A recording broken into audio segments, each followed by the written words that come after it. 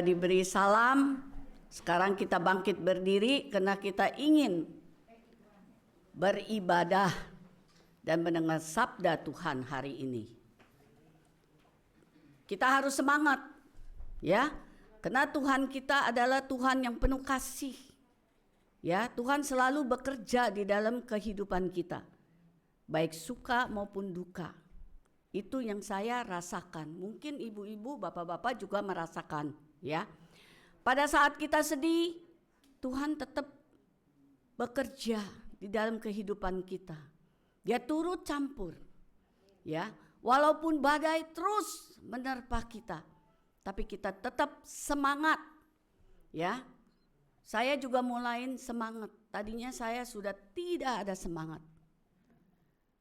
Tidak ada. Setelah anak saya yang kedua pergi, saya nggak ada semangat. Sungguh, saya mengakui dengan jujur di hadapan Tuhan, saya sudah tidak ada semangat. Semangat hidup sudah tidak ada. Lemes. Biar teman-teman ajak bercanda, menghibur saya. Banyak juga teman gereja seiman menghibur saya. Pendeta banyak yang menghibur saya.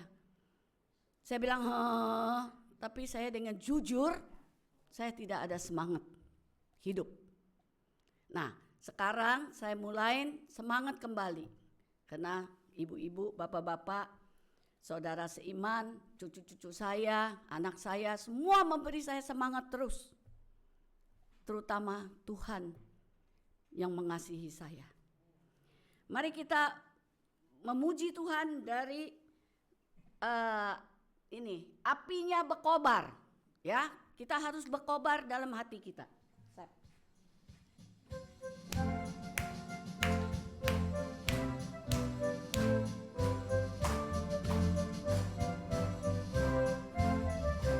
Apinya berkobar dalam hatiku, ku girang karena Yesus yang memberi.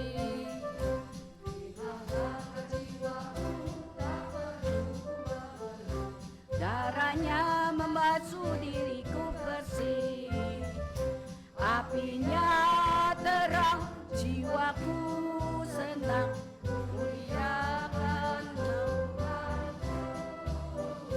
Haleluya bergema, Yesus Raja yang benar, apinya berkobar dalam hatiku.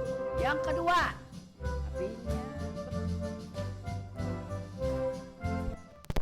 apinya berkobar dalam hatiku, gembira hatiku selamanya.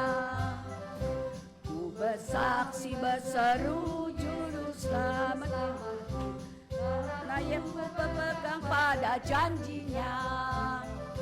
Apinya terang, jiwaku senang, muliakan Tuhanku.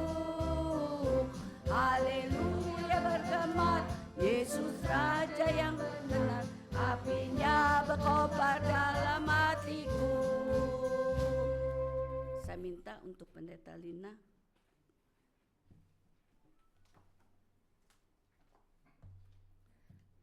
Bapak Ibu, Oma, saudara-saudari sekalian, kita mulai kebaktian minggu ini dengan satu pengakuan bahwa pertolongan bagi kita adalah dalam nama Tuhan yang menjadikan langit dan bumi.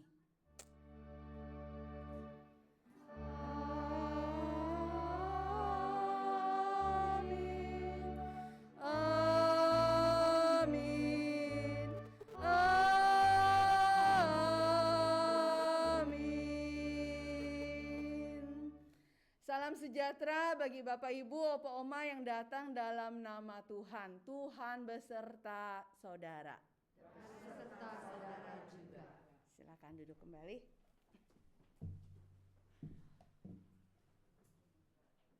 Kita memuji kembali, yaitu pujian Bapa Sorgawi.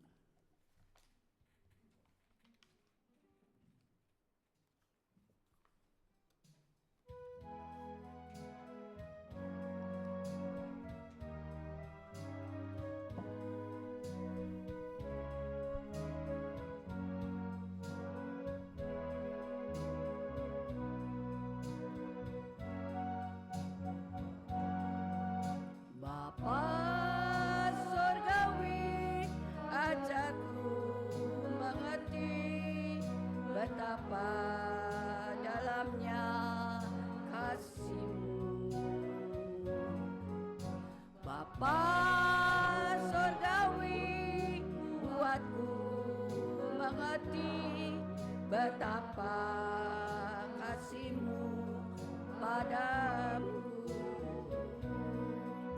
Semua yang terjadi di dalam hidupku, ajarku menyadari Kau selalu sertaku. Beri hatiku selalu bersyukur padamu, karena rencana-Mu indah bagiku.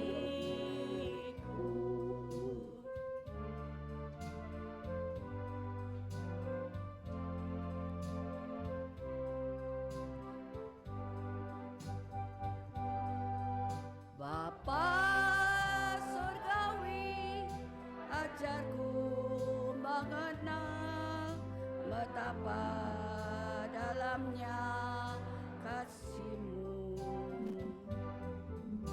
Bapa surgawi, buatku mengerti betapa kasih-Mu padaku. Semua yang terjadi di dalam hidupku, ajarku menyadari Kau selalu sertaku. Berarti ku selalu bersyukur padamu, karena rencana-Mu indah bagiku. Amin, ibu-ibu. Yaitu Tuhan Yesus kita sangat mengasihi kita, ya. Dia selalu menghibur kita, tapi kita kadang-kadang ragu dan tidak mengerti apa tujuan Tuhan. Tapi nanti akhirnya kita akan mengerti, ya. Sebelum itu kita akan membaca nats pembimbing. Ibu-ibu yang ada Alkitab boleh buka, yang pakai HP silakan. Yaitu saya ambil dari Efesus 3. Kita akan baca bersama, ya. Efesus 3 ayat yang 20. Kita akan baca bersama-sama.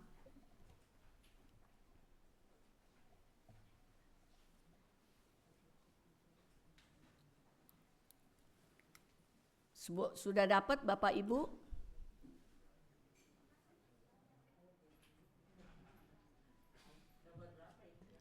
Efesus 3 ayat 20. Nomor apa ya? Oh, di Alkitabnya. Oh, belakang Perjanjian Baru 315 kalau di Alkitab saya. Oh, beda-beda. Belakang, Bu.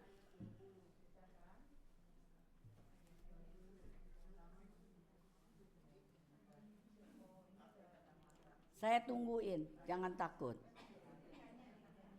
Kita udah tua, nenek-nenek, susah nyarinya. Saya maklumin, saya juga udah nenek-nenek.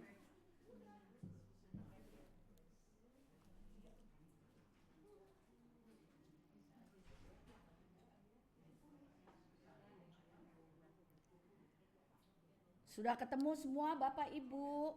Sudah ketemu? Belum? Ayo saya tunggu. Sampai semua ketemu. Sudah. Oke.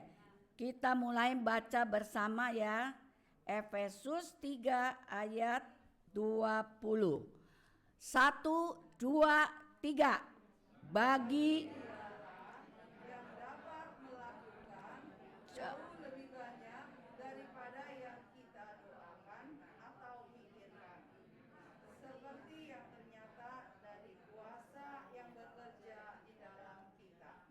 ya, amin ya saudara-saudara. Kita akan memuji Tuhan kembali, yaitu di jalan hidupku.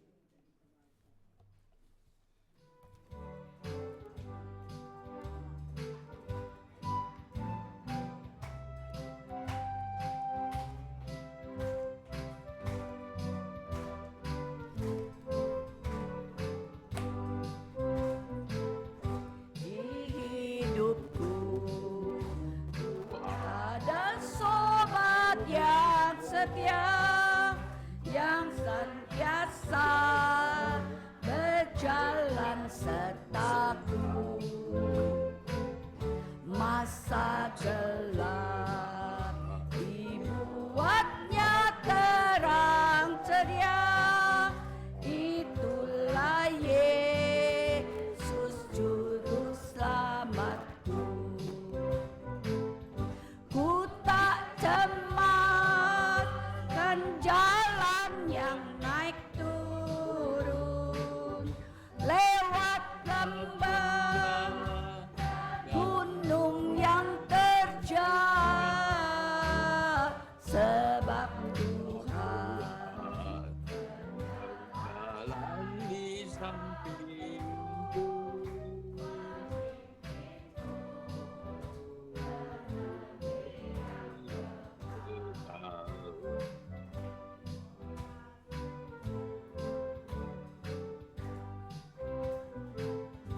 oh kasihnya salah tiada taranya, dengan rela dia mati bagiku.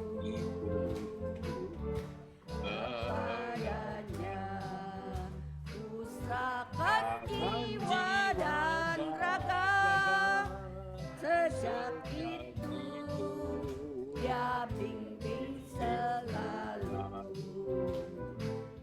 Ku tak cemaskan jalan yang naik turun, lewat lembah gunung yang terjal, sebab Tuhan berjalan di sampingku, memimpinku ke negeri yang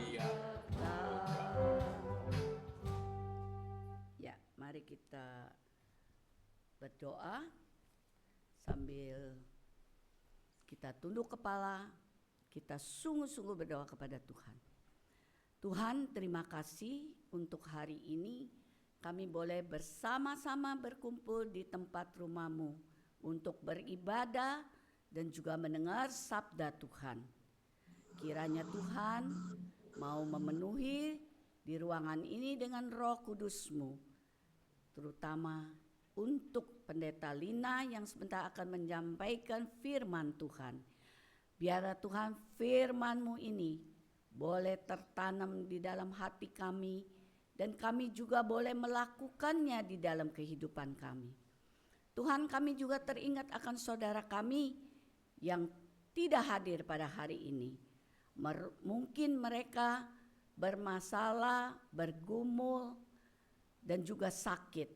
Kiranya Tuhan saja yang mau melawat mereka satu persatu di dalam rumah tangga mereka. Tuhan, kiranya Roh Kudus-Mu mau memenuhi ruangan ini, agar kami sungguh-sungguh ingin mendengar sabda Tuhan. Terima kasih Yesus. Amin. Sebelum kita mengaku dosa kita, yang sering kita lakukan dengan tidak sengaja, mungkin ya, kita kadang-kadang emosi kalau mood kita lagi nggak enak, ya. Mungkin yang terutama di dalam keluarga kita, anak, mantu, cucu, suami, istri.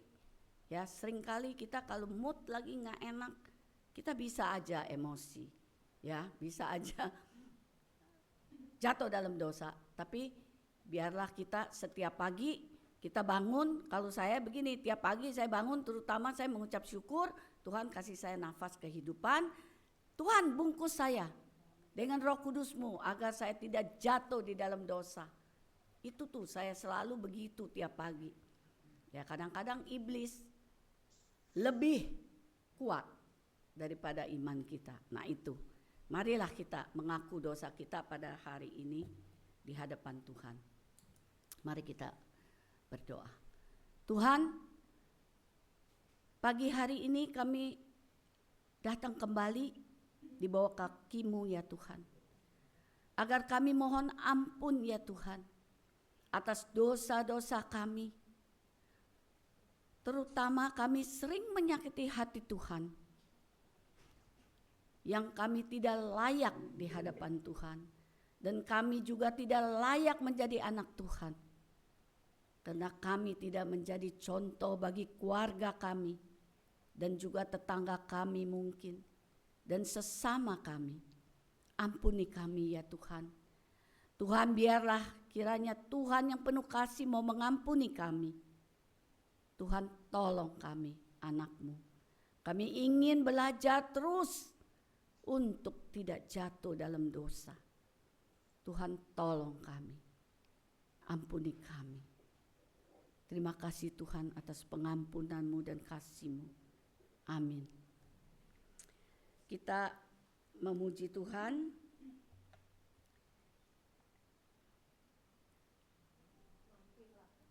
Ya. Supaya Tuhan mampir kepada kita ya, untuk mengampuni kita.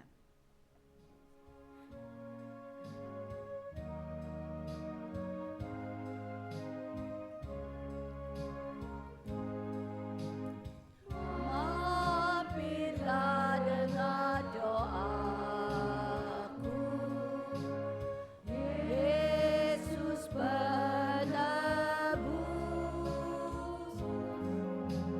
orang lain kau hampiri, jangan jalan terus.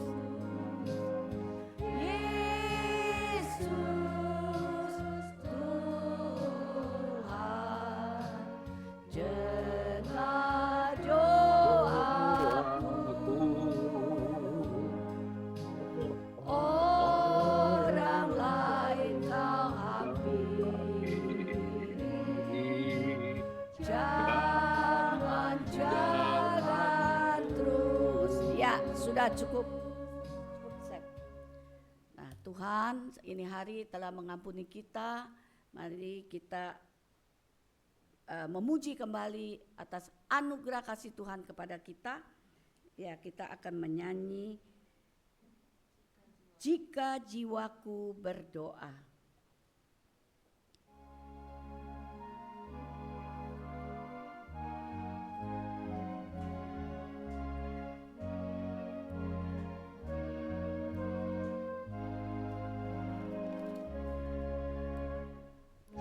Jika jiwaku berdoa kepadamu, Tuhanku, ajar aku terima saja pemberian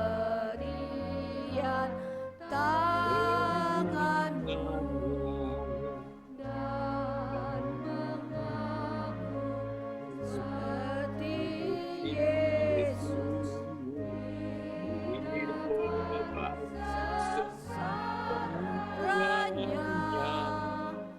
Janganlah kehendakku Bapa, kehendakmu jadilah. Ya.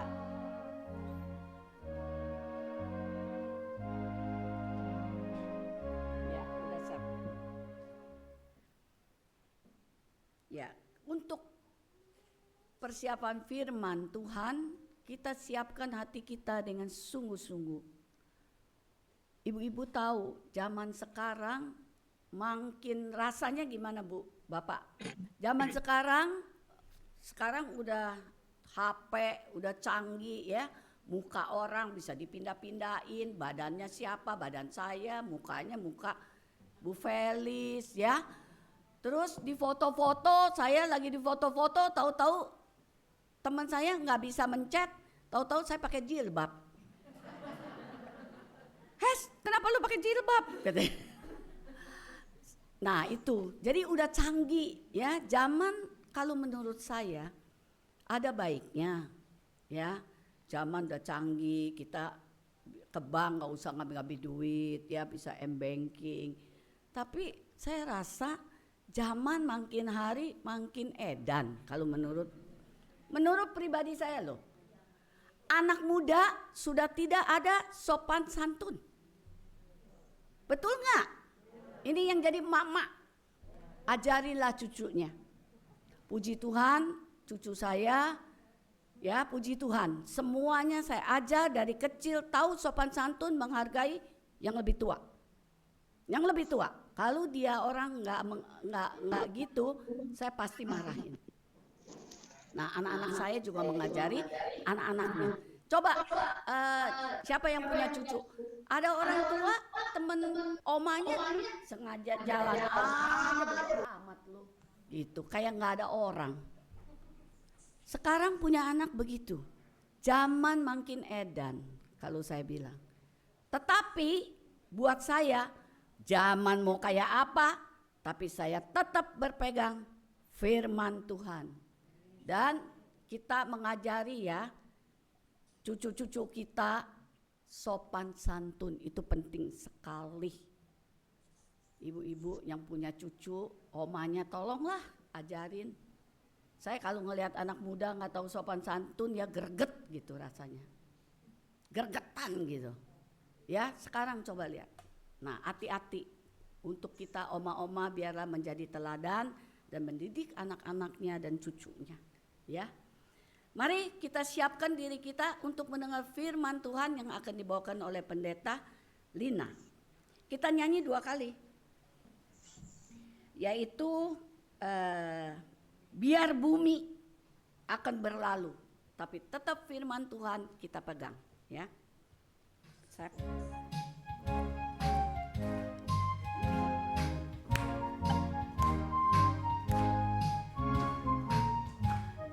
Biar bumi akan berlalu, biar bulan tak bercahaya lagi, biar langit akan bergoncang, matahari tak bersinar lagi, tetapi Tuhan Yesusku tak pernah ingkar janji, semua yang memfirmankannya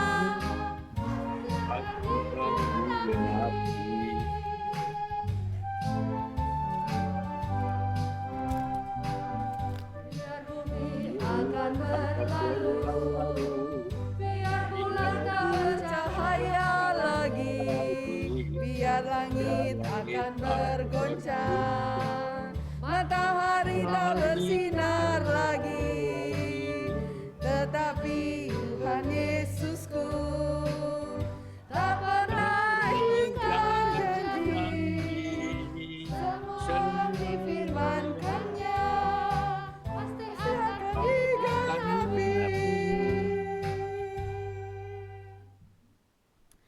Baik Bapak Ibu, Opa Oma, Saudara-saudari, mari kita satukan hati, kita berdoa.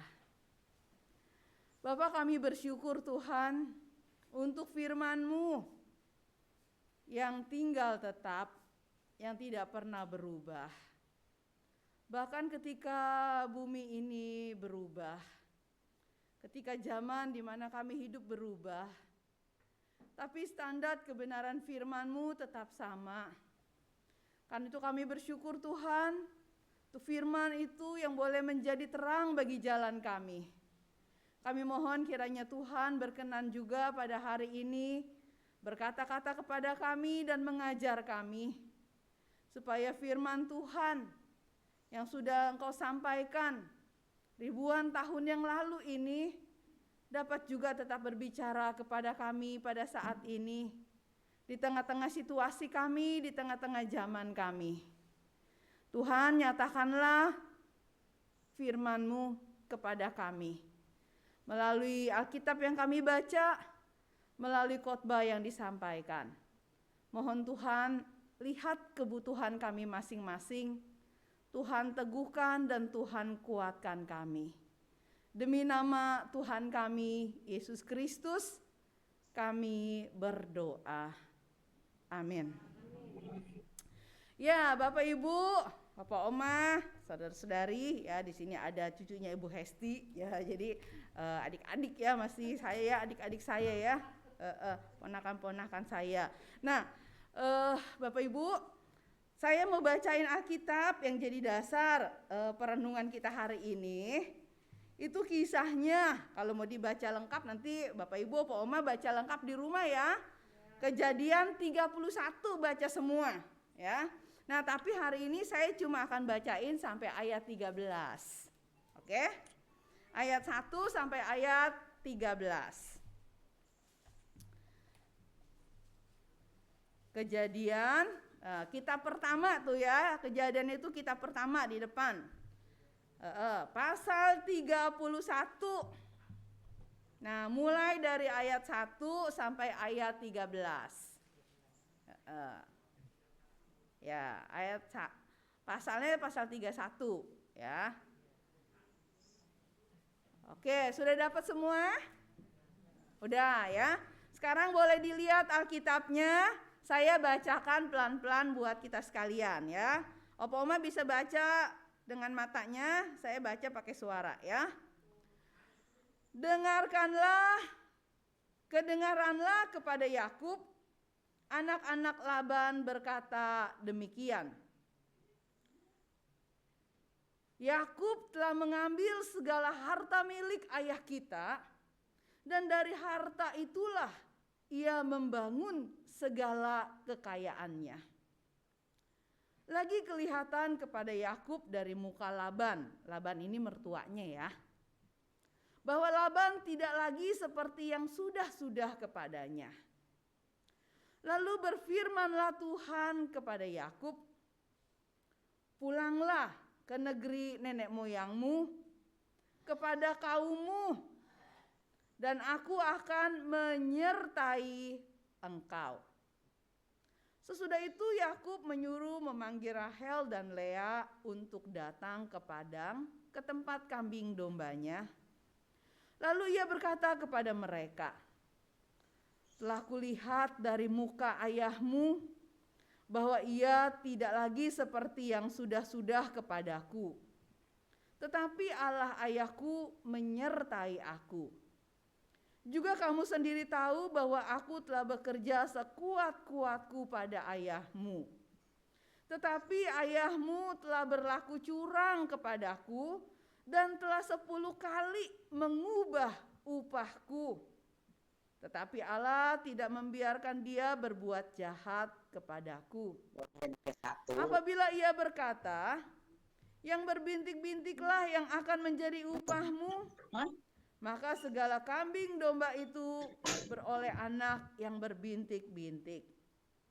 Dan apabila ia berkata, yang bercoreng-corenglah akan menjadi upahmu, maka segala kambing domba itu beroleh anak yang bercoreng-coreng. Demikianlah Allah mengambil ternak ayahmu dan memberikannya kepadaku. Pada suatu kali pada masa kambing domba itu suka berkelamin, maka aku bermimpi dan melihat bahwa jantan-jantan yang menjantani kambing domba itu bercoreng-coreng, berbintik-bintik dan berbelang-belang. Dan malaikat Allah berfirman kepadaku dalam mimpi itu, Yakub, jawabku, ya Tuhan. Lalu ia berfirman, angkatlah mukamu dan lihatlah, bahwa segala jantan yang menjantani kambing domba itu bercoreng-coreng, berbintik-bintik dan berbelang-belang. Sebab telah kulihat semua yang dilakukan oleh Laban itu kepadamu. Akulah Allah yang di Betel itu, di mana engkau mengurapi tugu dan di mana engkau bernazar kepadaku. Maka sekarang bersiaplah engkau. Pergilah dari negeri ini dan pulanglah ke negeri sanak saudaramu. Nah, sampai sekian pembacaan firman Tuhannya. Berbahagialah setiap kita yang memegang kebenaran firman Allah dan yang melakukannya dalam hidup kita. Haleluya.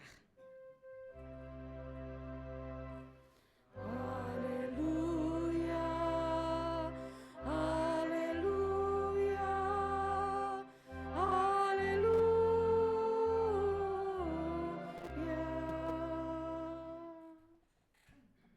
Ya, Bapak Ibu, Opa Oma, adik-adik ya, kalau kita melakukan satu kesalahan, gimana biasanya perasaan kita? Nggak enak. Kalau orang lain nggak tahu kesalahannya, kita tetap nggak enak, karena ada hati nurani yang terus ngingetin kita ya, kamu salah, kamu salah. Kalau kesalahannya ketahuan, wah lebih nggak enak lagi, gitu kan? Apalagi ketahuannya bukan oleh orang lain, tapi oleh orang yang kepadanya kita berbuat salah. Wah, kita tambah takut ketemu dia, gitu ya. Wah, kita takut, saya salah. Saya pernah misalnya ya, pinjem apa nggak saya balikin, ketemu orangnya, aduh, lewat samping lah supaya nggak ketemu, gitu ya. Atau mungkin apa yang kita lakukan bikin orang celaka. Waktu lihat orang itu, wah kita menghindar. Apalagi kalau kita tahu orangnya mau balas dendam sama kita. Kita langsung kabur gitu kan. Biasanya orang-orang habis melakukan satu kesalahan, apa yang mereka lakukan? Kabur. Pindah deh, jauh-jauh deh. Nanti kalau dibalas bisa gawat, bisa bahaya. Daripada ketahuan mendingan lari gitu ya. Nah, kalau kita ingat kisahnya Yakub pernah berbuat salah enggak? Pernah. Apa kesalahan dia? Hah? Nipu. Siapa yang ditipu? Yang ditipu bapaknya, yang dirugikan abangnya gitu ya, saudaranya dirugikan ya, kehilangan haknya gitu ya, untuk dapat berkat dari si bapak. Karena apa? Karena Yakub menipu, bohongin sang ayah supaya dia diberkati. Nah, kita bilang kok bisa sih bohong dapat berkat gitu ya. Ya itu nanti masalahnya banyak lagi ya. Sebenarnya sih emang dari awal Tuhan sudah bilang sama sama Ishak ya, sama Ishak dan Ribka, bahwa nanti yang akan jadi yang sulung yang mana? Yang akan yang lahir duluan Esau, yang lahir duluan si Esau. Tapi yang nanti akan lebih diberkati jadi yang sulung adalah Yakub. Dari sejak semula Tuhan sudah pilih. Yakub inilah yang akan aku tunjuk untuk mendapatkan berkat anak sulung. Berkat yang lebih banyak ya. Akan menjadi lebih besar. Yang kedua juga akan besar, tapi yang pertama itu akan lebih besar gitu ya. Itu dari awal Tuhan udah pilih.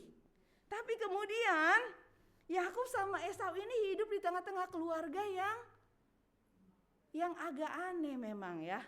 Keluarganya itu lucu. Punya anak kembar 2 orang, 1 Esau, 1 Yakub. Tapi bapaknya sayang Esau, ibunya sayang Yakub. Jadi ada anak emas bapak, ada anak emas ibu. Nah itu kan sebenarnya kan kita tahu ya, kalau di keluarga ada anak-anak yang dijadikan anak emas, itu berarti keluarganya wah bisa nggak sehat tuh, bisa berantakan gitu ya. Karena akan ada anak-anak lain yang akan ngiri, akan ada persaingan, akan ada macam-macam ya. Kan Yakub sendiri nanti lihat ya, dia waktu dia sayang si Yusuf, Yakub punya 12 anak nanti ya. 12 anak, tapi dia paling sayang sama 1 anak, Yusuf. Terus apa yang saudara-saudaranya Yusuf lakukan sama Yusuf? Wah, disingkirin dia, dijual jadi budak ke Mesir, ya kan? Kenapa? Kesel lah, kita suruh kerja, si Yusuf nggak kerja. Nah tuh biasanya tuh kalau ada pilih-pilih kasih akan terjadi seperti itu, ya. Nah di keluarganya Ishak dan Ribka ini, Ribka sayang Yakub, Ishak sayang Esau. Harusnya dikasih berkat siapa? Yakub, itu kata Tuhan. Tapi si Ishak bilang, Esau pergi cari makanan, berburu, nanti kalau kamu udah pulang aku akan berkati kamu. Gitu ya. Ribka dengar. Terus si Yakub disuruh apa? Menipu ayahnya. Kamu jadi Esau sana. Gimana bisa? Esau itu berbulu, aku licin, katanya gitu ya. Esau itu pasti bau padang. Kenapa? Bau panas. Kenapa? Kan dia tuh sukanya mainnya berburu di hutan. Aku ini orang perkemahan gitu ya, orang rumahan yang pasti lebih tenang dan sebagainya ya. Tapi kemudian kata ibunya, enggak apa-apa, jangan takut, aku beresin, pakai bajunya si Esau, pakai bulu supaya kalau bapakmu pegang kamu ada bulunya gitu ya. Pakai bulu apa? Bulu kambing, bulu dombanya ya. Nah, lalu itu dilakukan, dia menipu dan dia memang akhirnya dapat berkatnya. Tapi sesudah itu Esau tahu, ya Ishak tahu, dan Esau sangat marah dan dia kejar Yakub. Yakub disuruh pergi sama ibunya, sama ayahnya. Kenapa? Karena kalau orang lagi marah dihadepin bisa habis dia, ya kan? Si Esau lagi gelap mata. Wah, kalau dia lihat Yakub ada di situ, yang udah ngebohong, yang udah nipu, yang udah merampas haknya. Kan kita juga nggak suka ya kalau kita dijadiin korban. Kita pasti akan ngelawan dong, ya. Nah, Esau juga mau melawan nih. Daripada kehilangan semua anak, satu disuruh pergi. Siapa yang suruh pergi? Yakub lah yang salah, yang pergi, gitu kan. Dan pergi, lari sana. Kemana? Udah ke tempat sana keluarga kita yang jauh itu, gitu ya. Terus dia pergi dengan rasa bersalah, pergi dengan rasa takut. Kenapa? Dikejar nggak ya gitu ya. Pergi dalam kondisi yang sangat tidak nyaman. Kalau keluarga ada anak pergi, anak bisa, anak kerja, anak pindah belajar, anak pindah karena berkeluarga, itu kita pasti senang ya. Tapi kalau misalkan keluarga kita terpisah karena ada masalah, ada perang saudara, ada keributan, kita sebagai orang tua rasanya gimana tuh? Pasti hancur hati ya. Ishak hancur hati. Tapi dia pasti lebih mikirin apa? Aduh, kesian sekali ini gara-gara kesalahan kita. Esau terbakar oleh amarah dan Yakub harus menderita jadi seorang buronannya Esau. Pergi dengan rasa bersalah, dikejar oleh rasa takut, ya, dikejar oleh rasa takut, dikejar oleh rasa bersalah, dan dia biasanya nyaman harus hidup dengan begitu berat, begitu sukar. Nah, kenapa dia bisa mengalami situasi yang begitu berat dan begitu sukar? Ya. Pasti dia nyesel juga kali ya di jalan ya. Aduh, kenapa ngikutin nasihat si mama ya? Kalau enggak kan masih tetap enak, bisa tinggal sama mama papa, bisa punya saudara, bisa mengerjakan pekerjaan yang biasa dikerjakan, bisa beternak, bisa berkebun gitu dan sebagainya gitu ya. Enggak kayak gini jadi pelarian. Mungkin setiap hari mikir dia kira-kira ngejar sampai ke sini enggak ya dan sebagainya. Ya. Lalu kemudian dia hidupnya di mana? Numpang sama keluarganya, sama pamannya, menumpang di rumah paman. Oh, masih kerabat, masih saudara, iya betul. Tapi yang namanya menumpang kan kalau sehari 2 hari gitu kan, kalau sampai berbulan-bulan, bertahun-tahun, wah itu bukan numpang lagi tuh ya. Jadi akhirnya apa? Dia kerja, ditawarin kerja. Ya udah kerja sama saya. Terus kalau kamu kerja, nanti saya ambil jadi menantu, gitu ya. Nih dikasih istri. Jadi kerjanya nggak dibayar pakai uang, tapi dikasih istri. Ternyata dikasih istrinya dibohongin. Maunya sama Rahel, dikasihnya Lea. Aduh, salah ini gitu ya. Terus akhirnya udah kerja lagi, nanti aku kasih satu lagi gitu ya. Nah, jadi dia untuk hidup dia harus susah. Dia harus kerja bakti ya. Dapat hadiahnya cuma punya istri ya. Nah, jadi menantu, bagus juga dong jadi menantu. Ya bagus dan tidak bagus ya. Kenapa? Karena kalau di tengah-tengah situasi pada waktu itu, garis yang ditarik itu adalah garis patriark, garis ayah. Di mana seorang anak laki-laki itu lebih dipandang berharga dan mulia. Kalau kayak orang Tionghoa itu anak dalam katanya ya. Itu adalah pewaris, itu adalah penerus. Kalau anak perempuan itu anak luar, itu gak usah terlalu sayang banget lah. Itu tuh buat kita kerja aja, kerja di rumah gitu ya. Kalau dia itu bagian dari harta kita gitu ya. Tenaga ya, sumber daya yang bisa kita pakai gitu ya. Maka kalau jadi menantu perempuan di satu rumah itu enak ya, karena suami adalah orang dalamnya. Tapi kalau jadi menantu dari satu keluarga dan dia jadi menantu laki-laki, itu nggak terlalu enak. Kenapa? Karena perempuan itu nggak punya jatah warisan. Ya, kalau dikasih tanah itu dikasih atas nama yang laki-laki. Kenapa yang perempuan nggak dikasih? Kalau perempuan dikasih, nanti tanahnya habis dong buat lakinya, gitu ya. Nah jadi dapat tanah enggak, dapat harta enggak. Pokoknya mereka bisa hidup selama mereka bekerja, gitu ya. Nah, maka di sini kita bisa bayangkan hidupnya Yakub itu gelap banget ya. Jauh dari papa mamanya, jauh dari saudaranya, didera oleh rasa takut. Untuk bertahan hidup dia harus kerja, untuk bisa punya keluarga dia harus kerja berkali-kali lipat lebih capek gitu ya. Dan dia kerja bertahun-tahun lamanya dan dia tetap jadi orang yang gak punya apa-apa. Tetap orang yang numpang, gak punya harta, gak punya tanah dan sebagainya gitu ya. Tapi kemudian memang ada kepikiran nih sama si mertua nih ya. Kasihan juga lah ya, masa disuruh kerja nggak dapat apa-apa ya. Oke, sekarang dapat bagian persentase gitu ya. Persentasenya apa? Persentasenya kalau kan dia suruh jadi gembala kambing domba nih. Kalau kambing domba itu nanti lahiran, nah biasanya kan kalau domba itu bulunya warnanya apa? Putih ya, pokoknya warna dasarnya putih.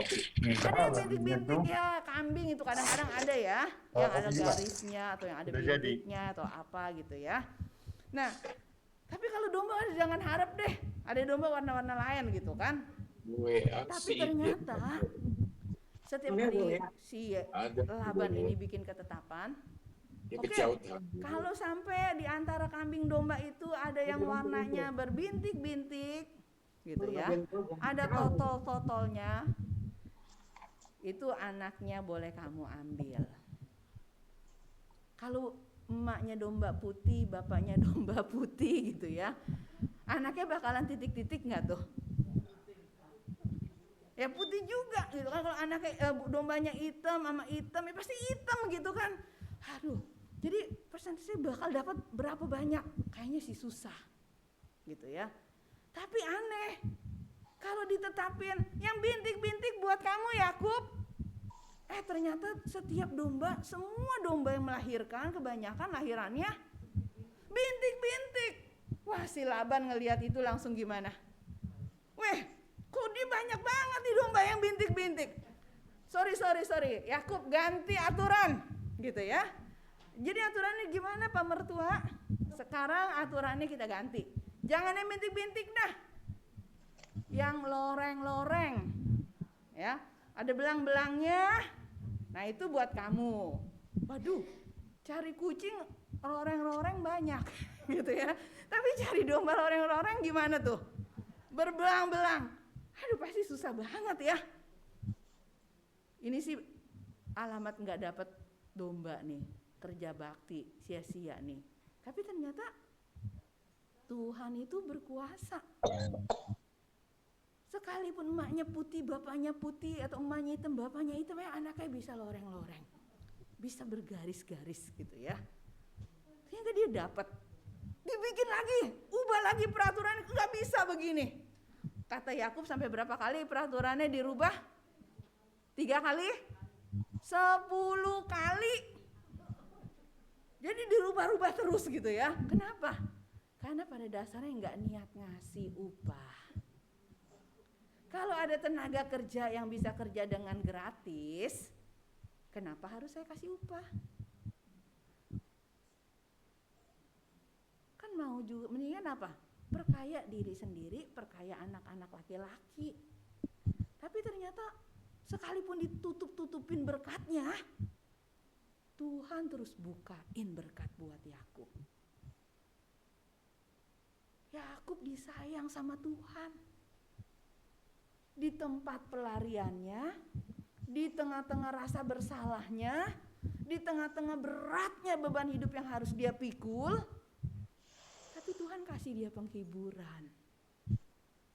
Tuhan tetap tunjukin bahwa, hai Yakub, aku ada di sini. Aku hadir buat kamu dan aku tetap akan memberkati kamu. Aku tahu apa yang Laban lakukan kepadamu. Karena itu lihat nih, dalam mimpinya Yakub lihat sekalipun domba dia pasti semuanya warnanya sama gitu ya. Tapi dalam mimpi itu dia lihat, wah ternyata pejantannya domba itu Tuhan sediain ada warna-warni sesuai dengan yang ditetapkan oleh Laban gitu ya. Artinya apa? Ketika Tuhan memberkati Yakub, Tuhan akan sediakan. Dan Tuhan tetap bela hak dia. Dan Tuhan tetap kasihani dia. Kok Tuhan bisa sayang dia? Kok Tuhan bisa kasihani dia? Bukankah dia orang yang bersalah? Bukankah dia orang yang berdosa? Dia seorang penipu. Dia menipu ayahnya. Dia bikin kakaknya kehilangan berkat sulung. Dia jahat. Bapak Ibu, Yakub pernah melakukan sesuatu yang salah. Dan dia juga mulai berasa. Waktu dia ditipu, mau menikah sama Rahel dikasihnya Lea, dia mulai sadar. Begini rasanya kalau ditipu. Kalau kata orang-orang bilang apa? Hukum karma Yakub. Kamu suka nipu, sekarang kamu rasain tuh kalau kamu ditipu. Enak gak? Gitu ya. Tuhan kasih dia merasakan. Merasakan kalau dia suka nyubit, rasain kalau dicubit. Gitu ya. Kalau dia suka ngemplang orang, rasain kalau dikemplang. Kalau dia suka merampas, rasain kalau dirampas. Tuhan mengajar Yakub. Dia kasih tahu bahwa jalan yang salah tetap salah.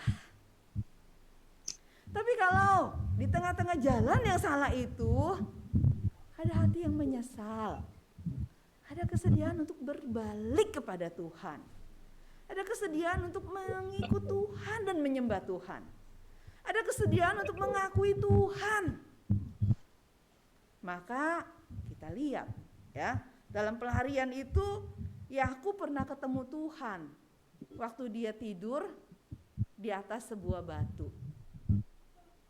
Dia mimpi, dia melihat kemuliaan Tuhan. Ada tangga dari sorga.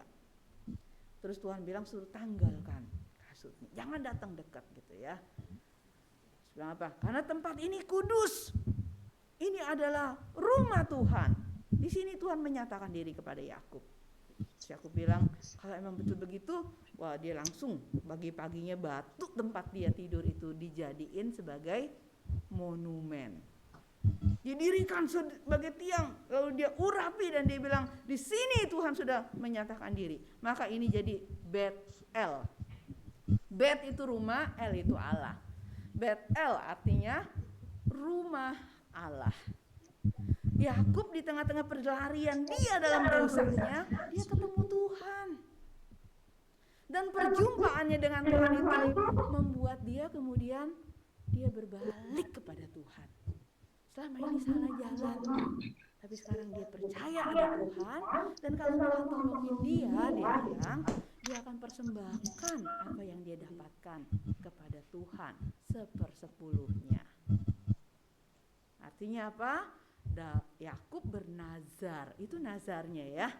Kalau Tuhan pelihara dia dan kasihani dia, kasih dia hidup, maka hidup itu dia persembahkan. 1/10 dari hidup seperti apa? Itu cuma gambarannya gitu ya. Bahwa dia tidak lagi akan menguasai hidupnya hanya untuk dirinya, tapi dia akan menyadari apa? Hidupnya adalah untuk Tuhan, milik Tuhan. Nah, ketika dia berserah seperti itu kepada Tuhan, maka Tuhan menyatakan, Yakub pernah salah, dan karena kesalahannya dia harus terima konsekuensi dari kesalahan itu. Jadi kalau kita berbuat dosa, berbuat salah, kita udah minta ampun, terus berarti Tuhan gak hukum kita. Ya Tuhan ampuni kita nggak? Tuhan ampuni kita. Tapi konsekuensi dari kesalahan kadang-kadang masih harus kita terima nggak? Iya. Kita nggak mau kontrol makan, apa aja dimakan, ya. Nah, terus aduh Tuhan saya sadar saya salah nih. Bulan kemarin saya makannya terlalu rakus gitu ya. Apa saja saya makan. Tuhan ampuni saya, Tuhan ampuni kita nggak? Pasti Tuhan ampuni, ya. Tapi konsekuensi dari kesalahan kita bisa kita tanggung nggak? Langsung dihapus sama Tuhan? Enggak, kadang-kadang masih ada ya. Karena kamu nggak tertib makannya sebulan kemarin, maka sekarang nilai rapot kolesterolnya wah merah gitu kan. Nilai rapot asam uratnya gitu ya. Nilai apa lagi? Wah, gulanya, terus tensinya, wah semuanya pada merah gitu kan. Kita bilang apa? Waduh, ini gara-gara saya berdosa gitu ya, makan sembarangan. Sekarang nilai rapotnya begini. Konsekuensinya apa? Jadi badan nggak enak, jadi sakit ya. Terus kalau kayak gitu kita suka, aduh jalan aja susah nih, sakit nih. Tuhan kenapa sih begini? Apa salah saya? Apa dosa saya Tuhan? Nah, kita udah tahu tuh ya salah dosanya ya sebenarnya ya. Jadi kayak Yakub nih, Bapak Ibu, Opa Oma, dia udah tahu salahnya, dia udah tahu dosanya, dan dia menjalani hidup itu dengan begitu berat, penuh kesusahan. Dia tahu mungkin Tuhan sedang menghukum saya gitu ya. Kenapa? Karena dulu saya suka nipu, sekarang saya ditipu. Karena dulu saya suka manipulatif gitu kan. Dia bilang sama si Esau, Esau mau minta makanan, ya boleh nih makan, tapi hak kesulungan kasih saya gitu ya. Semuanya serba ditransaksiin. Sama saudara kayak begitu. Kalau saudara kan makan, ayo makan berbagi gitu kan. Ini enggak, boleh makan tapi bayar gitu kan. Maka dia juga diperlakukan sama tuh. Mau menikah bayar, mau dapat harta bayar gitu ya. Mau bisa hidup bayar, semua harus dibayar. Enggak ada yang gratis buat dia ya. Rasanya susah. Tapi di tengah-tengah kesusahan itu, karena Yakub adalah anak Tuhan juga, miliknya Tuhan, Tuhan gak tinggalkan dia. Tuhan gak bilang apa, syukur Yakub rasain, kapok kowe gitu ya. Kapok kamu ya, karena kamu salah maka sekarang kamu susah. Tuhan gak senang begitu-begitu amat sih. Ya Tuhan izinkan kesusahan itu ada, tapi dia temenin Yakub melewati itu semua. Bahkan Tuhan membuat apa yang Yakub kerjakan menjadi berhasil. Nanti kalau kita baca terus tuh kitab Kejadian ya, waktu Yakub pulang, ternyata waktu Yakub pergi lari nih dari rumah papa mamanya, dia melarikan diri, dia bawa hartanya apa? Bawa pasukan? Bawa para budak? Bawa banyak unta? Enggak, dia jadi pelarian, harus sendiri cepet biar gesit gitu kan. Kalau rombongannya gede itu pasti susah. Tapi waktu dia balik pulang, mau pulang nih mau ketemu Esau, itu rombongannya banyak banget loh. Nanti kalau Bapak Ibu baca terus ya kitab Kejadian ya, nanti akan ada apa? Ada rombongan budak-budaknya di depan. Ada rombongan ternaknya di depan. Ada rombongan apa? Keluarganya dari istri yang pertama gitu ya. Ada budak-budaknya istri pertama itu, ada hartanya, ada banyak kekayaannya. Terus kemudian baru istri yang kedua. Ada pelayan-pelayannya, ada hartanya, ada semua ternaknya dan sebagainya ya. Itu dia punya banyak sekali. Menjadi seorang pelarian, buronan, tapi bisa punya banyak kekayaan. Kenapa? Ya karena Tuhan tetap sayang dia. Tuhan tetap kasih dia berkat. Tuhan gak biarin dia jadi miskin, ya. Dia bersalah, dia berdosa, iya. Tapi Tuhan sudah mengampuni. Perjumpaan Yakub dengan Tuhan itu memulihkan dia. Tapi dia terus harus terima konsekuensi dari kesalahannya. Tapi dalam konsekuensi itu Tuhan tidak tinggalkan dia sendirian. Tuhan tetap terus bekerja. Hari ini Bapak Ibu, Bapak Oma, kita kesakitan karena dosa yang kita lakukan. Enggak makan dengan baik, makannya sembarangan. Kita menderita, iya. Kita berdoa, kita berseru kepada Tuhan. Tuhan tolongin kita enggak? Tuhan tolongin kita. Tuhan mungkin bisa kasih kita kekuatan untuk bisa menanggung rasa sakit. Tuhan kasih kita apa? Hikmat pada orang-orang untuk menolong kita. Kasih kita obat. Tuhan kasih kita apa? Tetap kemampuan untuk menaruh pengharapan kita kepada Tuhan. Ketika ada hal-hal yang susah, yang berat terjadi sama kita, kadang kita merasa kok Tuhan gitu ya. Tadi pagi nih saya datang ke Baktian 1 ya. Pendeta Yosafat yang khotbah dari Bandung, GKI Sudirman. Dia bilang dia cerita nih. Waktu mamanya sakit, mamanya tuh sakit kanker kulit ya. Sempat seger tapi kemudian akhirnya drop lagi. Waktu itu dia bilang dia belum menikah. Jadi dia doa, dia bawa calon istrinya ke rumah sakit, kenalan sama mamanya semangat sekali, udah cepet kau menikah, cepet, ayo kita panggil opung, panggil ini gitu ya, kita bahas pernikahanmu gitu ya. Waduh, ngelihat mamanya semangat seperti itu, maka si pendeta Yosafat ini dia pikir ya, Tuhan, saya adalah seorang pendeta, saya sudah melayani di tengah-tengah jemaat Tuhan, saya suka berdoa buat mereka. Dan hari ini Tuhan, saya berdoa buat saya, ya, bukan cuma buat orang-orang yang saya layani, tapi saya berdoa Tuhan, buat mama. Saya tahu Tuhan, mungkin mama saya nggak bakal bisa sembuh, karena sakitnya ini udah stadium 4 dia bilang ya. Tapi paling enggak, katanya ya dalam doanya nih ya, kasih waktu sampai saya bisa menikah dan mama lihat saya nikah. Muluk-muluk gak tuh doanya? Kayaknya sih wajar ya. Maksudnya Tuhan lakukan ajaib, sembuhkan, langsung pulih. Dia juga tahu kayaknya sih gak bakal begitu-gitu amat deh ya gitu ya. Maka dia juga gak minta sembuh. Tapi dia cuma minta apa? Kalau boleh perpanjangan waktu aja sampai nikah. Terus Tuhan jawabnya apa? Tuhan langsung kasih?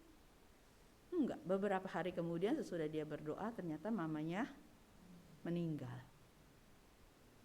Wah, dia sangat terluka. Dia sangat sedih. Dan dia bergumul. Kalau Bapak Ibu, Opa Oma pernah merasakan ya, di tengah susah, kita kehilangan, kita udah berseru sama Tuhan dan Tuhan belum tolong kita, malah sesuatu yang buruk menurut kita yang terjadi.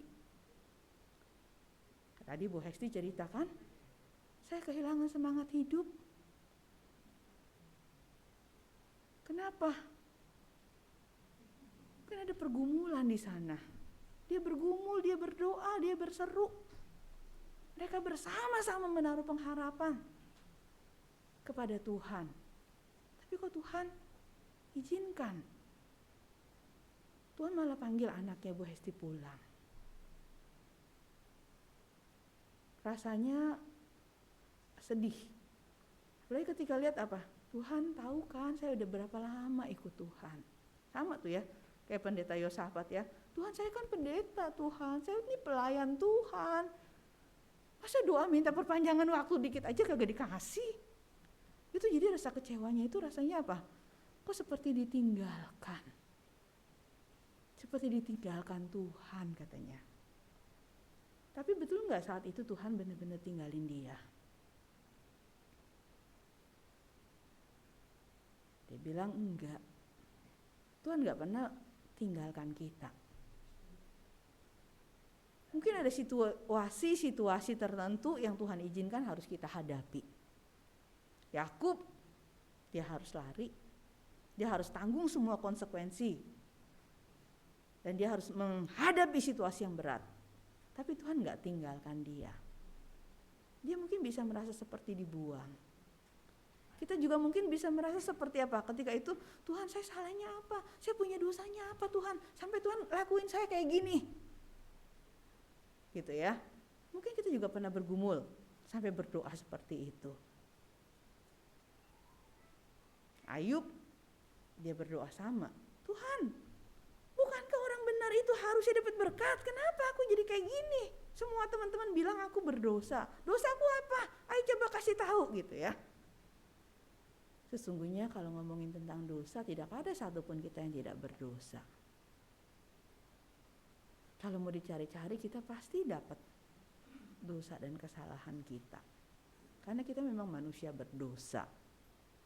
Tapi Bapak Ibu, kalau kita menderita tidak melulu semuanya itu karena dosa.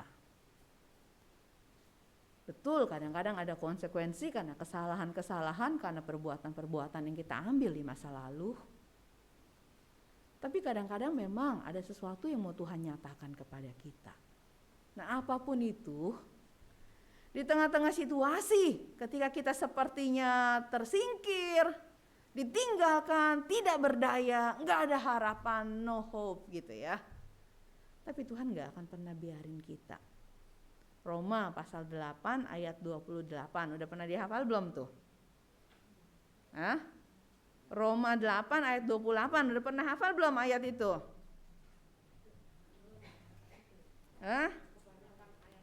Kebanyakan des hafalan, gak apa-apa kita ulang lagi ya. Nih saya bacain nih. Roma 8 ayat 28, betul ya Pak Wiwi ya. Roma 8, Roma itu di surat-surat ya, perjanjian baru. Iya, ayo tante bacain. Ya.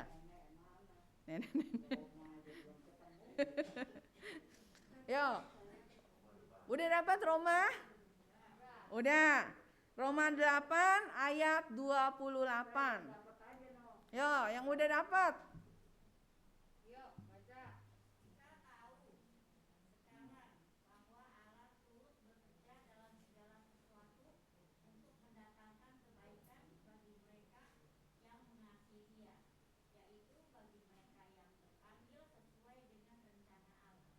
Iya, kita tahu sekarang bahwa Allah turut bekerja dalam segala sesuatu untuk mendatangkan kebaikan bagi mereka yang mengasihi Dia, yaitu bagi mereka yang terpanggil sesuai dengan rencana Allah. Bapak Ibu, Tuhan itu turut bekerja dalam segala sesuatu. Bagi setiap orang yang mengasihi Tuhan, bagi setiap orang yang sudah dipanggil Tuhan untuk terima anugerah dan berkat-Nya, Tuhan akan tetap terus bekerja.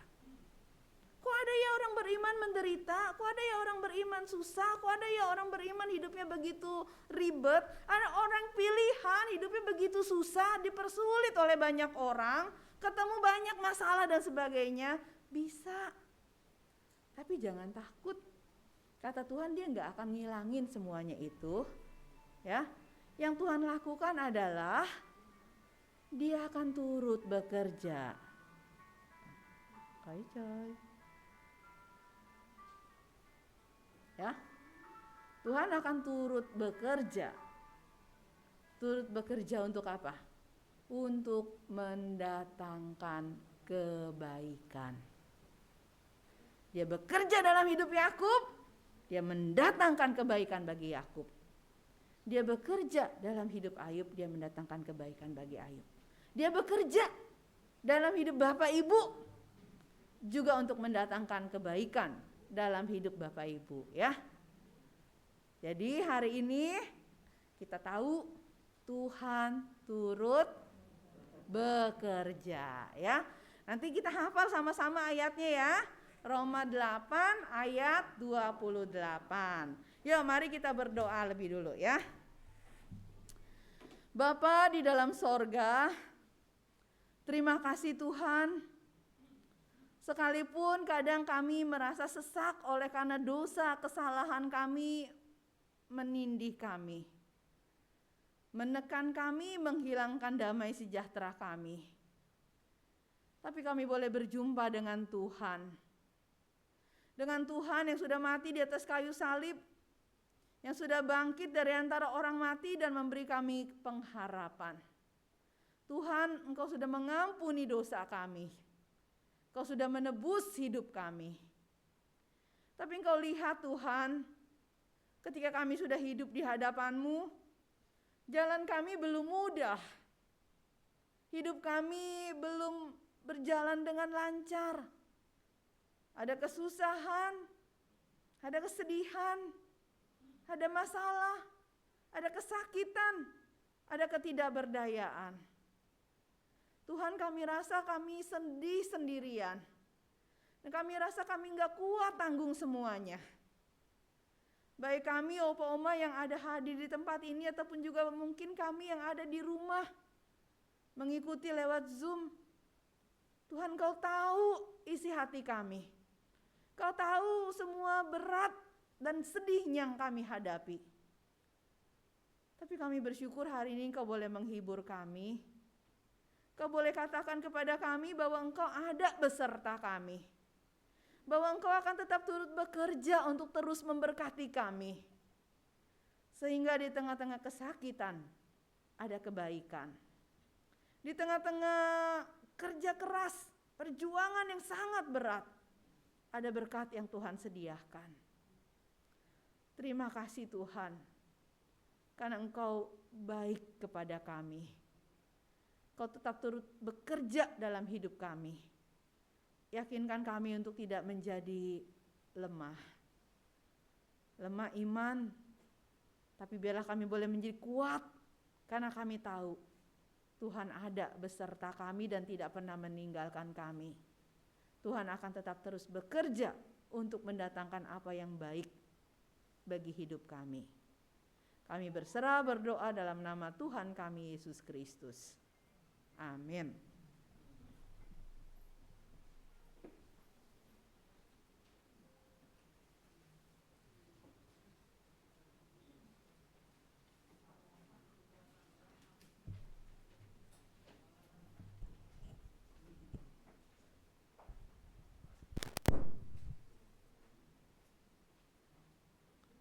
Sebagai bentuk hormat kita terhadap sapaan Allah yang baru saja kita dengar, dan terus kita berjanji dengan setia, maka bersama gereja di segala abad dan tempat kita akan mengikrarkan pengakuan rasuli.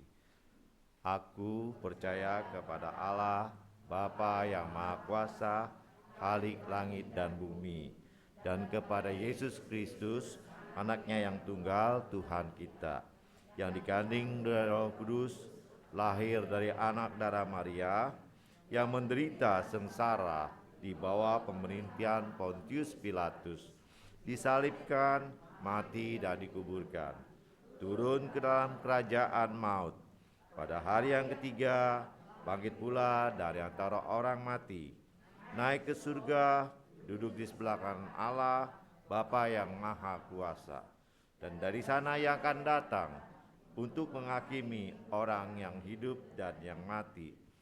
Aku percaya pada Roh Kudus, gereja yang kudus dan am, persekutuan orang kudus, pengampunan dosa, kebangkitan orang mati, dan hidup yang kekal. Amin. Silakan duduk kembali.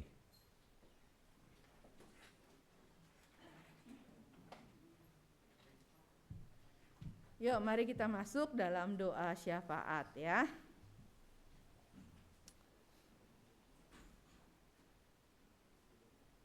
Bapa di dalam sorga, kami saat ini mau berdoa Tuhan bagi saudara-saudara kami, mereka yang tidak bisa hadir beribadah bersama kami karena mereka sedang sakit, karena mereka jatuh dan mengalami sulit untuk bergerak, ataupun juga mungkin karena mereka tidak ada yang bisa mengantar, menemani, mendampingi. Tuhan, kami mohon kiranya Tuhan tetap hadir di tengah-tengah kehidupan mereka. Sekalipun mereka tidak bisa bersama-sama dengan kami, biarlah Tuhan yang melawat mereka satu persatu, dan Tuhan yang tetap memberikan sukacita, damai sejahtera dalam hati mereka. Mereka yang sedang sakit, Tuhan, Kau berkenan teguhkan, kuatkan, dan Kau berkenan menolong mereka. Berkati anak-anak, keluarga, kerabat yang menjaga, yang merawat mereka. Tuhan berikan kasih yang berlimpah. Dan Tuhan berkati dengan apa yang mereka perlukan. Bapak, kami mau berdoa Tuhan untuk setiap kami yang bisa hadir, sekalipun mungkin ada di antara kami yang hadir juga dengan segala keterbatasan. Tuhan, kami bersyukur, Tuhan tetap kuatkan kami sampai hari ini. Kami mohon kiranya Tuhan tetap terus menolong kami, supaya kami tetap kuat iman, dan kami bisa melaksanakan setiap pekerjaan yang Tuhan percayakan untuk kami lakukan. Menjadi orang yang tua di rumah, yang boleh dituakan. Menjadi omah, menjadi opah. Biarlah Tuhan tolong kami supaya kami bisa menyatakan teladan iman. Dan kami boleh membagikan warisan iman ini kepada anak-anak, cucu-cucu, semua anggota keluarga kami. Mohon Tuhan yang berkenan tolong dan topang kami. Bapak, saat ini kami juga mau berdoa secara khusus untuk bangsa dan negara kami. Tuhan, di tengah-tengah kondisi saat ini, kami tahu Tuhan mungkin tidak akan mudah bagi kami untuk bisa mencari uang, untuk bisa mencukupi apa yang kami perlukan. Tuhan, Kau berkati anak-anak kami dengan kesehatan, dengan kekuatan, supaya mereka yang masih tetap harus bekerja, mereka bisa bekerja dengan baik, dan Tuhan yang buat pekerjaan mereka berhasil, sehingga ada berkat yang cukup bagi kehidupan kami. Tuhan, jika ada di antara kami yang sedang memulai satu usaha, Tuhan berkati, Tuhan buat itu berhasil. Tuhan, jika ada di antara kami yang saat ini tidak ada anggota keluarga yang bekerja, dan kami mengalami kesulitan, Tuhan juga tolong dan topang kami. Beri kami hikmat untuk kami bisa menemukan jalan keluar, dan Tuhan juga yang boleh tuntun dan bimbing kami. Bapak, kami serahkan bangsa kami, pemimpin bangsa kami, presiden kami, setiap menteri yang mengambil tindakan, kebijakan-kebijakan untuk diberlakukan. Tuhan, kami mohon hikmat-Mu atas mereka, sehingga semua keputusan dan kebijakan boleh sungguh mendatangkan apa yang baik. Bapak, kami juga mau berdoa untuk gereja Tuhan, gereja kami di tempat ini. Biar Tuhan juga tetap pimpin, sertai dan berkati, supaya gereja kami dapat terus bertumbuh. Semakin banyak orang yang Tuhan kumpulkan dalam persekutuan di tempat ini, semakin banyak orang yang boleh Tuhan utus untuk menjadi saksi Tuhan dimanapun kami Tuhan tempatkan. Tuhan berkati renovasi gereja yang sedang dilakukan, supaya semua orang bisa beribadah dengan baik, dengan nyaman di tempat-tempat yang disediakan. Karena itu Tuhan berkati semua renovasi untuk pengadaan ruang, baik untuk sekolah minggu, pemuda, remaja, lansia, umum, semuanya. Biarlah Tuhan kami bersama-sama berkumpul beribadah di rumah Tuhan, dan Tuhan berkati kami dengan ruang yang cukup untuk tempat kami berkumpul. Tuhan berkati setiap tukang yang membangun, Tuhan berkati semua dana yang diperlukan supaya tercukupkan pada waktunya. Bapak, kami mau menyerahkan juga untuk setiap pengurus kami, Bapak dan Ibu yang memberi diri dan waktu mereka untuk ngopeni kami, Opa dan Oma di tempat ini. Tuhan, kiranya Engkau juga berkati para pengurus Betaria. Tuhan berkati mereka dengan kesehatan, dengan kekuatan. Tuhan tolong dan Tuhan topang mereka juga dalam kehidupannya. Tuhan, kami serahkan semua doa kami kepadamu hanya dalam nama Tuhan kami Yesus Kristus. Dan kami mau mengakhirinya dengan menaikkan doa Bapa kami. Bapa kami yang di sorga, dikuduskanlah namamu. Datanglah kerajaanmu, jadilah kehendakmu di bumi seperti di sorga. Berikanlah kami pada hari ini makanan kami yang secukupnya. Dan ampunilah kami akan kesalahan kami, seperti kami juga mengampuni orang yang bersalah kepada kami. Dan janganlah membawa kami ke dalam pencobaan, tapi lepaskanlah kami dari yang jahat. Karena Engkaulah yang empunya kerajaan dan kuasa dan kemuliaan sampai selama-lamanya. Amin. Bapak Ibu, satu lagi ya doanya ya, ketinggalan. Doain cicinya Dokter Lina. Yuk kita doa sekali lagi ya. Bapa dalam sorga, kami juga mau berdoa untuk Ibu Shirley Natara Harja, cici dari Dokter Lina ya Tuhan, yang saat ini sedang dirawat di Rumah Sakit Sumber Waras karena ada komplikasi di penyakitnya. Kami mohon kiranya Tuhan berkenan menolong Dokter Lina dalam mendampingi, menolong Ibu Shirley dalam masa perawatan yang diberikan. Tuhan pakai semuanya itu untuk bisa membawa pemulihan. Tuhan berikan pertolongan yang dibutuhkan, berikan kekuatan, berikan anugerah-Mu, berikan kesempatan. Ibu Shirley sudah percaya kepada Tuhan. Dia ingin mengaku percaya, dia ingin menerima baptisan. Jikalau Tuhan beri dia anugerah dan kesempatan, biar kira Tuhan berikan pertolongan yang diperlukan dan dibutuhkan. Kami serahkan Bu Shirley Natara Harja kepadamu Bapak. Kau sendiri yang boleh melawat dia di tengah-tengah perawatannya di rumah sakit. Biarlah kiranya Tuhan sendiri yang menolong dia untuk mengalami perjumpaan dengan Tuhan.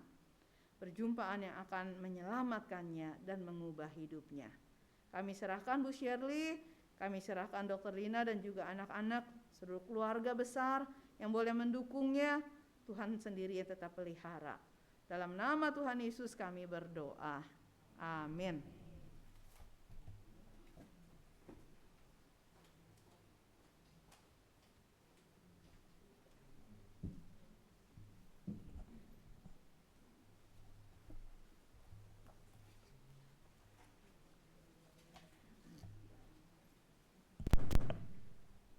Tiba saatnya Bapak Ibu kita menaikkan syukur, akan memberikan persembahan kepada Tuhan.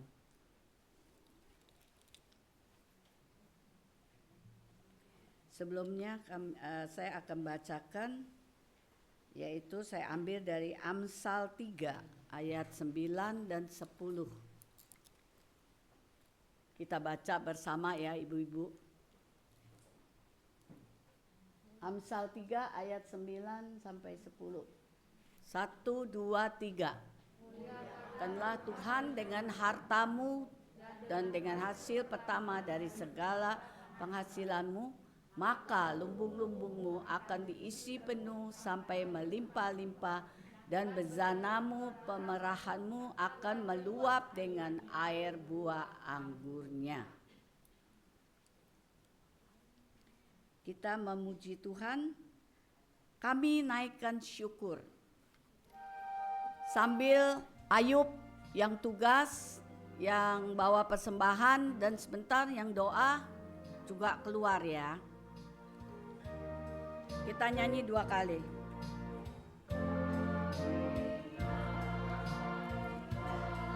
Syukur padamu, kami naikkan syukur padamu. Syukur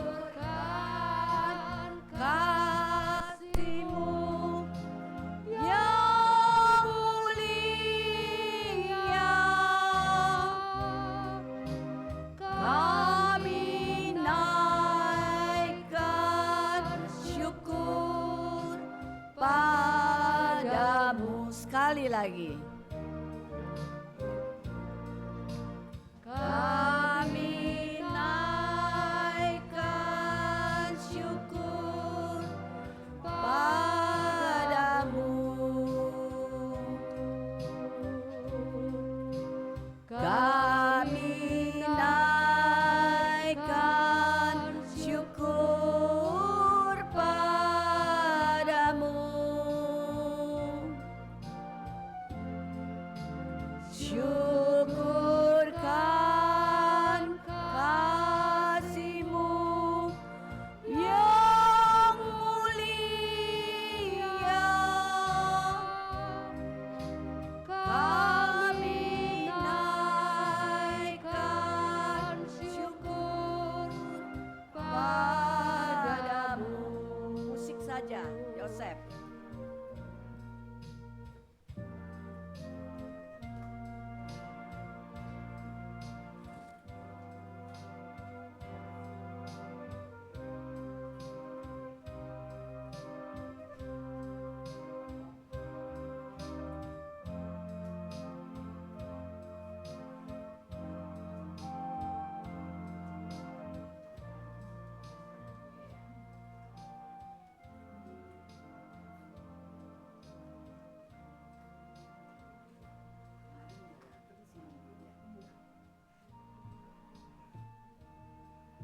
Mari Bapak Ibu kita mau berdoa.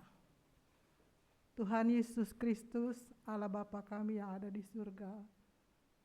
Kami juga sudah datang di tempat ini, syukur dan terima kasih kami ucapkan kehadirat Engkau, di mana Tuhan sudah pelihara kami semua. Dari hari ke hari hingga pada saat ini kami dapat berkumpul bersama-sama untuk dapat datang memuji memuliakan nama-Mu yang kudus, dan terutama untuk mendengarkan sabda-Mu yang begitu baik kepada kami yang telah disampaikan oleh Pendeta Lina. Biarlah firman-Mu yang sudah disampaikan itu boleh menjadi berkat bagi kita semua dan menjadi pedoman hidup kami. Tuhan, berkati kami semua Tuhan, terutama Tuhan berkati Pendeta Lina, supaya dipakai terus oleh Tuhan, tambah hari tambah heran, untuk selalu dapat memuliakan nama Tuhan dan mengabarkan kabar keselamatan bagi kita semua. Saatnya hari ini Tuhan, kita akan memberikan persembahan untuk pekerjaan Tuhan di tempat ini. Biarlah Tuhan memberkati persembahan yang kami berikan. Pakailah persembahan ini untuk kemuliaan nama Tuhan yang akan dikelola oleh para pengurus yang di sini.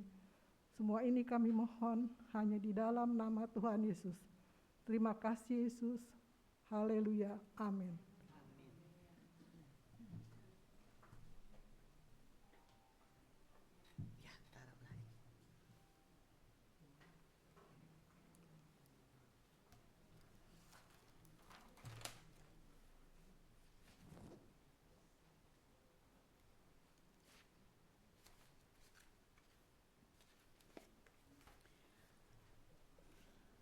Ya, mari kita bangkit berdiri, Bapak Ibu, kita tutup kebaktian kita hari ini ya. Yang mana kita sudah terima firman Tuhan, biarlah kita lakukan di dalam kehidupan kita setiap hari ya.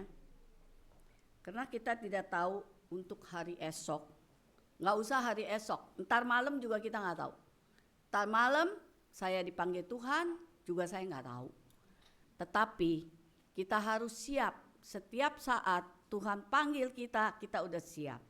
Kita sudah menjadi berkat bagi orang lain, ya, bagi keluarga, orang lain, ya. Jadi kita selalu siap-siap, ya. Mari kita puji Tuhan. Hanya Dialah yang tahu.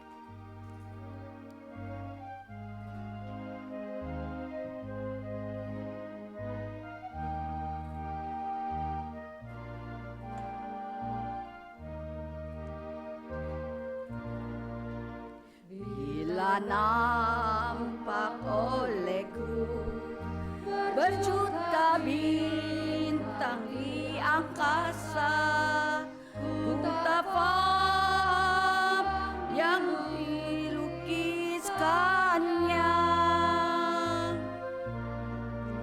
Namun Tuhan Allahku yang menabur bintang itu berencana di tiap karyanya. Hanya Dia yang tahu kan segala rahasia. Tiada ku takutkan kuasa gelap, masa yang datang tak jelas, tapi ini bagiku tangan Tuhan yang atur segenap. Kita nyanyi lagi ayat yang ke-1, yang kedua saya minta Ibu Pendeta Lina untuk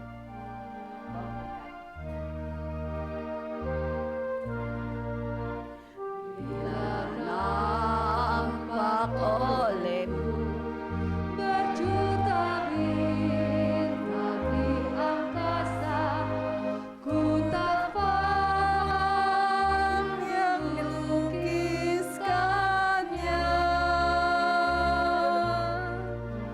Namun Tuhan Allahku yang menabur bintang itu berencana di tiap karyanya.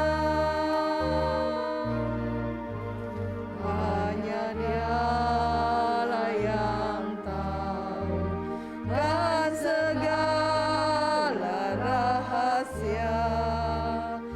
Tiada ku takutkan kuasa gelap, masa yang datang tak jelas, namun ini terang bagiku tangan Tuhan yang atur segera.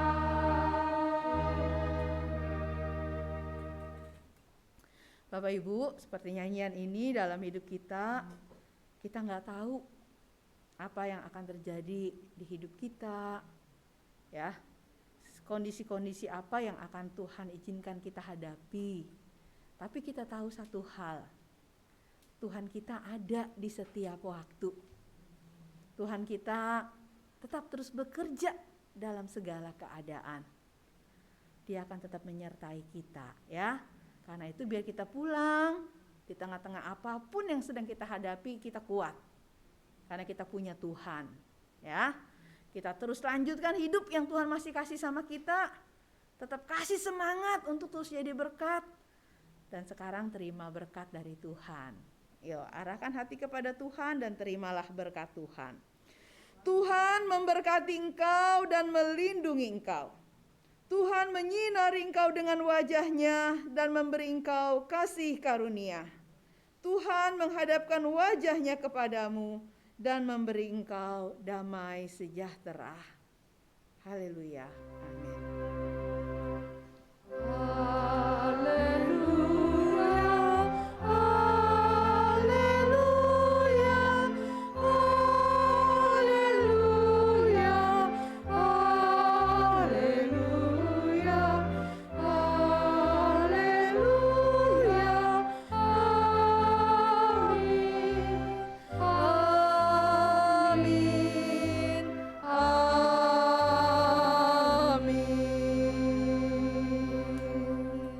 Silakan duduk dan mengambil waktu teduh.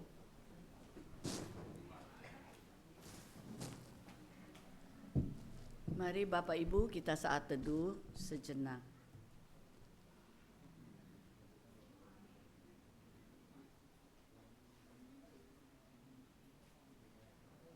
Amin. Kita dengarkan warta.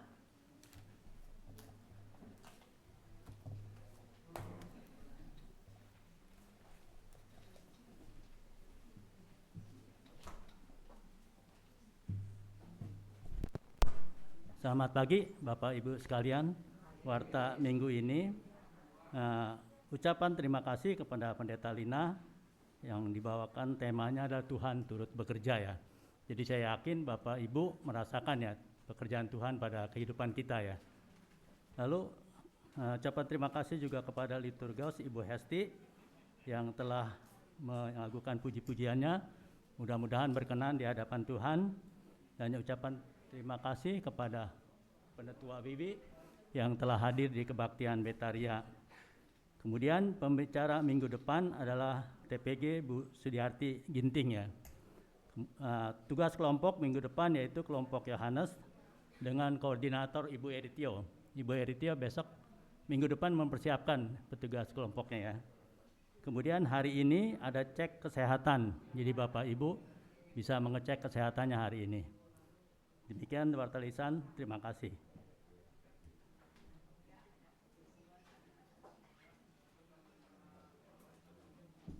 Selamat pagi Opa Oma. Semuanya sehat dan gembira? Iya, mana senyumnya? Mana giginya? Udah gosok gigi belum? Oke, pagi ini kita akan coba menghafal ayat dulu, latihan ya. Ini termasuk latihan kesehatan, betul nggak Dokter Lina? No, jangan semuanya dimakan kata Pendeta Lina ya. Nggak boleh semuanya dimakan, apalagi paku, batu, seng, nggak boleh. Ya itu jaran kepang yang makan ya. Kalau kita harus makan yang sehat. Termasuk yang sehat adalah menghafal ayat ya. Latihan otak kita. Baik, siapa yang mau mulai dulu? Karena kita hari ini mau periksa kesehatan nanti ya. Jadi cepat. Siapa yang mau mulai dulu? Ya, Ibu Yuliana kita dengerin. Apa ayat hafalannya? Yang kenceng Bu. Shh. Ya, apa tuh? Ya. Dan sampai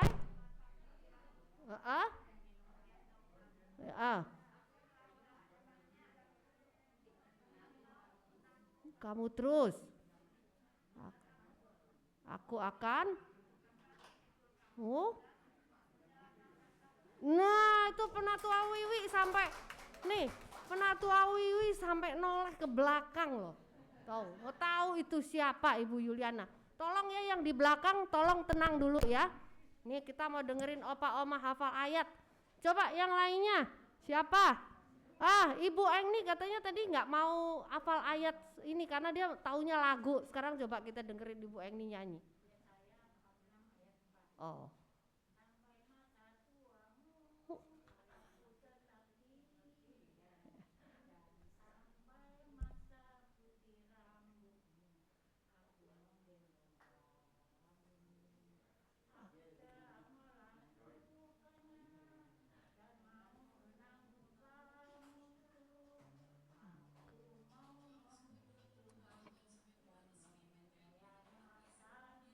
Iya, bonus ya, selain hafal dia nyanyi ya. Pak Yucoy tolong didengar, ini sekarang lagi latih menghafal ayat ya. Jangan denger YouTube dulu. Ayo, siapa yang lainnya? Siapa yang mau ikut nyanyi?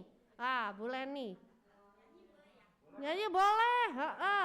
Coba suaranya.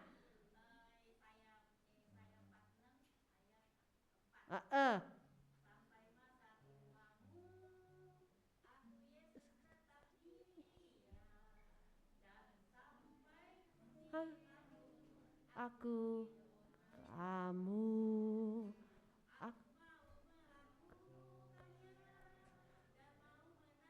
kamu terus, memikul kamu dan Iya, jangan lupa aku telah melakukannya, bukan mau, telah ya. Oke, siapa lagi? Mau duet Pak Wongso sama Bu Waliancan? Nyanyi? Ayo boleh, ayo mau. Ayo, pasangan kita. Yuk. Yo. Ya. 1, 2, 3. Ayat. Ayo barengan, coba.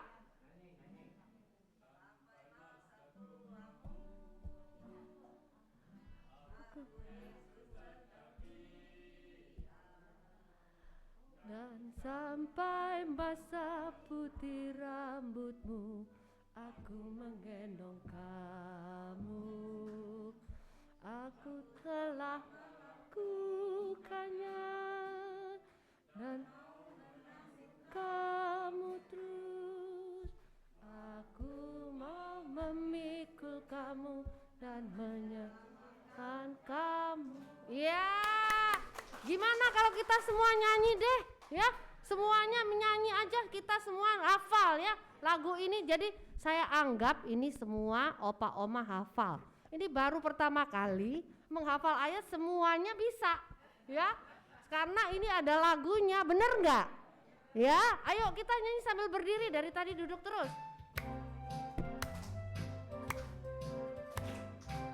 Ayo dengan semangat dan yakin. Sampai masa tuaku, aku Yesus tetap dia. Dan sampai masa putih rambutku, aku menggendong kamu. Aku telah melakukannya dan akan menanggung kamu terus. Aku mau memikul kamu dan menyelamatkanmu. Ya coba, belum enak ya. Coba nyanyinya yang semangat, terus dirhayati ya. Oke, nyanyi sekali lagi dengan semangat. Ini pernyataan iman kita.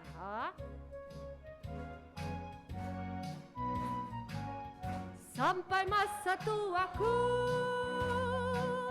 siapa? Dia. Dan sampai masa putih rambutku, aku menggendong kamu. Aku telah melakukannya dan akan menanggung kamu terus. Aku mau memikul kamu dan menyelamatkanmu. Ya, senang gak? Senang gak digendong Tuhan? Apalagi kalau lagi capek, kaki sakit, ya. Oke, kita akan mengakhiri kebaktian ini, tapi sebelumnya saya mau menyapa dulu ya. Ibu Apau, ya, apa kabar Ibu? Sudah 3 kali di sini, terima kasih, senang sekali bisa berbakti. Oma Yotonio masih ada?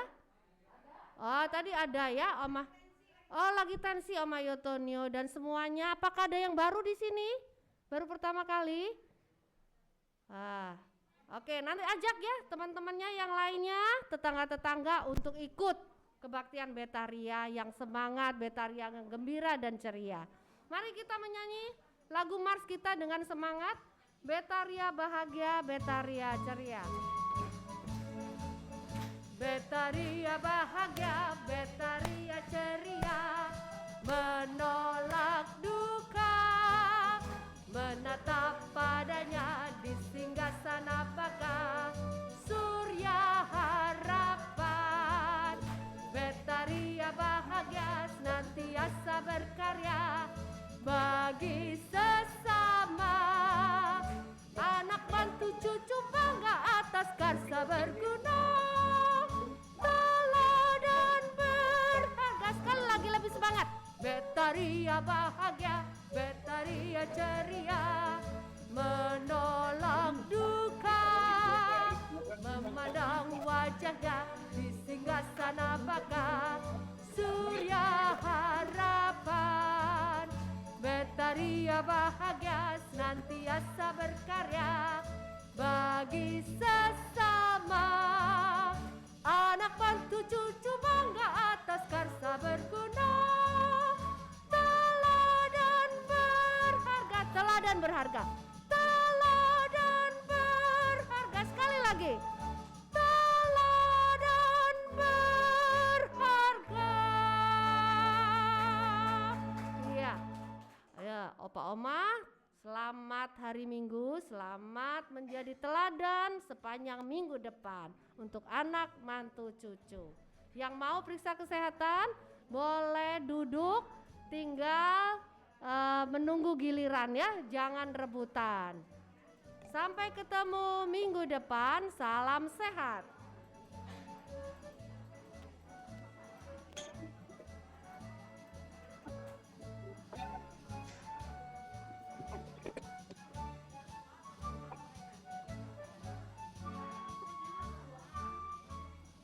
Masih kayak biasa kan? Enggak, gua mau lihat itu, gua mau pakai ini. Lebih mau dicas lu. Udah.